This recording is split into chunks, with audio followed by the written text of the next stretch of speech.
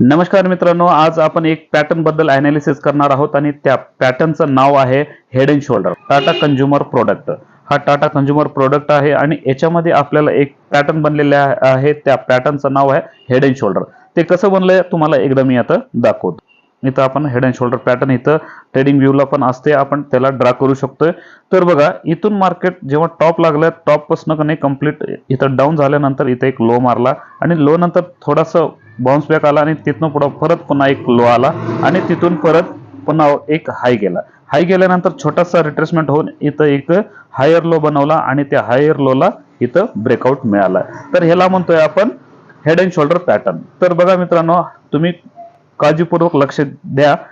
ह्या पॅटर्नला जेव्हा असं वरनं स्टॉक खाली आला आणि तिथनं पुढे असं करेक्शन होतोय आणि परत करेक्शन झाल्यानंतर वरती ब्रेकआउट देतोय, म्हणजे हा स्टॉक वरती जायला म्हणजे तयार झालेला आहे असं वाटते। तर आपल्याला ह्याच्यामध्ये ट्रेड करायचं आहे। ते कसं करायचं, इथं जे आपल्याला सध्या क्लोजिंग प्राइस मिळालेली आहे ते किती 990च्या आसपास आपल्याला क्लोजिंग आहे, 990 ते 992च्या आसपास।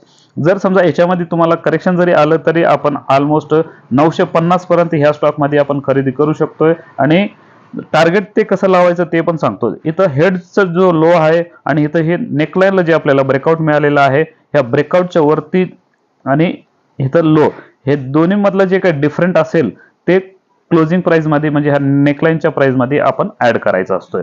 म्हणजे ते ऑलमोस्ट ते किती आहे, 990 मध्ये ऑलमोस्ट इथून इथपर्यंत बघितलं तर तुम्हाला 100 पॉईंट मिळते। तर 100 पॉईंट आपण जर समजा ह्याच्यामध्ये ऍड केलो तर आपलं टार्गेट होते 1090। शॉर्ट टाइम मध्ये हा टार्गेट मिळू शकतोय। आणि स्टॉप लॉस जर तुम्हाला लावायचा असेल तर आपल्याला जे हे बघा, हे दोन शोल्डर, हे लेफ्ट शोल्डर आणि हा राईट शोल्डर, राईट शोल्डरला इथं ब्रेकआउट दिलेला आहे, त्याच्यामुळे आपण हा राईट शोल्डरच्या लोला स्टॉप लॉस ठेवून आपण बाय करू शकतोय। म्हणजे ऑलमोस्ट स्टॉप लॉस किती आहे तुम्ही पण इथं मार्क करू शकताय, ते 920च्या खाली जेव्हा क्लोजिंग देईल त्यावेळी त्यातनं आपण एक्झिट होऊ शकतो।